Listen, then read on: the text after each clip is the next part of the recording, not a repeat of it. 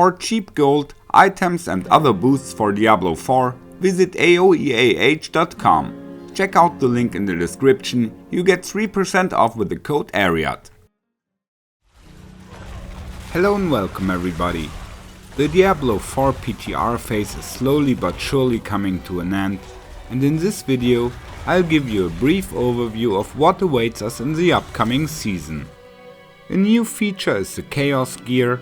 These items have the properties of unique items from different slots. Here you can see some pants with the stats of the Banished Lord's Talisman, which is actually an amulet. However, unique items can't be equipped twice, so if you wear these pants, you can't also wear the amulet. But still, these new chaos items definitely offer more flexibility for build crafting. The Infernal Horde also gets a few updates, including some brand new mods. If you collect enough points, you can summon Bartok the Bloody for the final fight instead of the High Council. He will drop a guaranteed chaos unique. So the Horde promises to be full of action, another breath of fresh air. Of course, I also had a look at the changes for the different classes, but I didn't max out every character. That would have been way too much effort. With the Barbarian, I did some more extensive testing, so I can already present you a build preview for the new season. But for the other classes, I at least wanted to test the new unique items and the potential for resulting build ideas. I might further develop them in the planner before the season starts. The Sorc gets a ring for the lightning element, which magnetizes enemies when hit by shock skills, causing them to cluster. I see the potential for a new speed clear build here.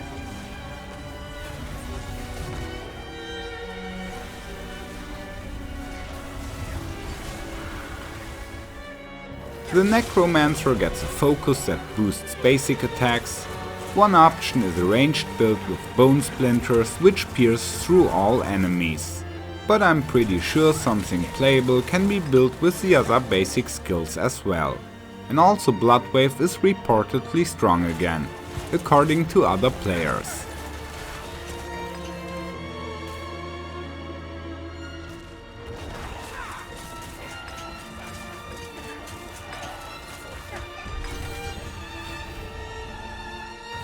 The Rogue gets a unique crossbow, which I only tested with physical damage. I suspect poison damage will be more effective.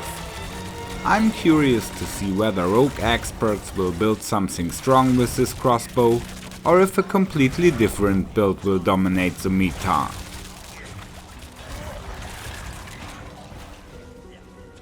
The Spiritborn gets new gloves for gorilla skills which mainly empower the ultimate the Protector, and the Druid gets new pants for Raven builds.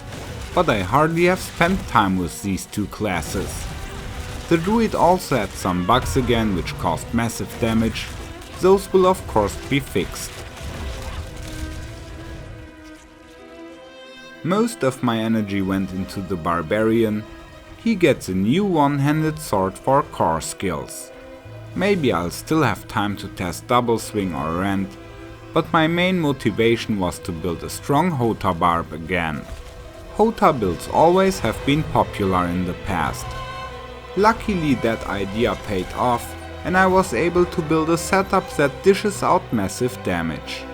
Whether it's Horde, Pit or bosses, the Hota Barb is a powerful all-arounder.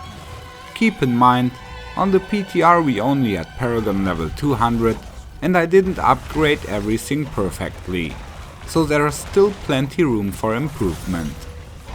I play Hammer of the Ancients together with Whirlwind, but you don't have to alternate between the attacks, like in the old Hota Whirlwind builds.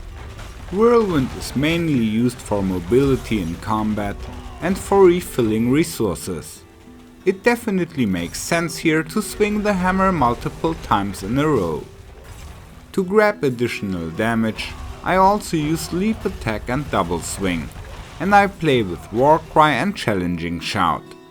Since we deal over power damage, a huge life pool is beneficial. With the seasonal powers, you can easily reach over 100,000 life, and adding a Doombringer even more than 200,000. However, I mostly played without Doombringer, because the variant with a legendary felt a bit more effective.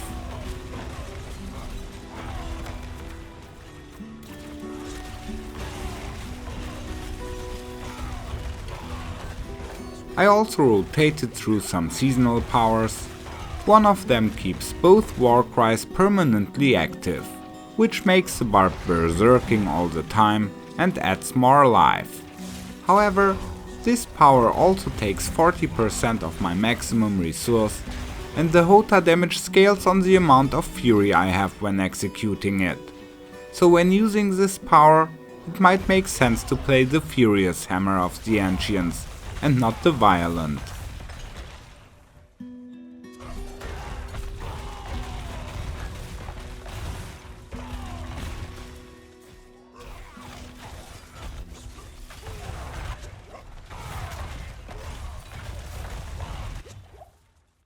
Here you can see how I have built the barb.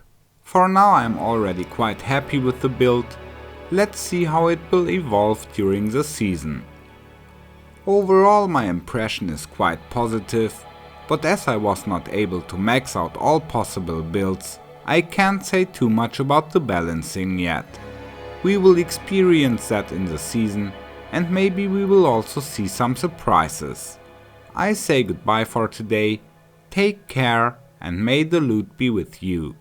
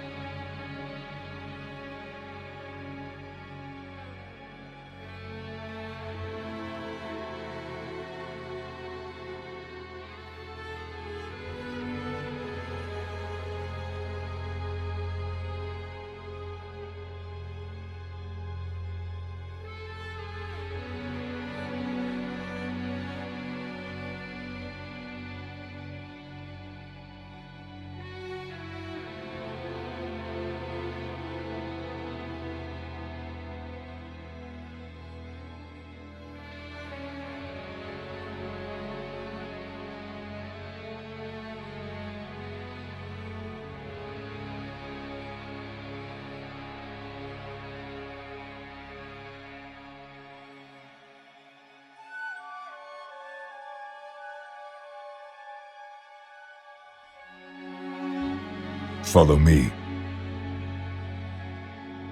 Thanks. Goodbye.